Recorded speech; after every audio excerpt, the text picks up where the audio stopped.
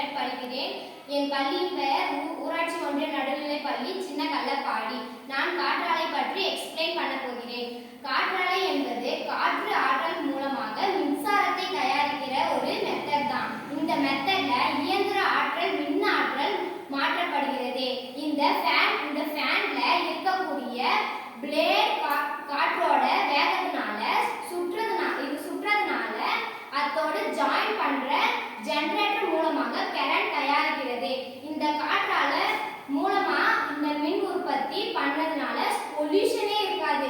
ஆக்சுவலா இந்த காற்றாலையில இருந்து வருகிற இந்த எனர்ஜிய இதுக்கு முன்னாடி எல்லாம் மரம் அறுப்பதற்கும் தானி அரைக்கிறதுக்கும் யூஸ் பண்றாங்க. இந்த மின்சாரம் தயாரிக்க அதிக அளவுல பயன்படுத்துறாங்க.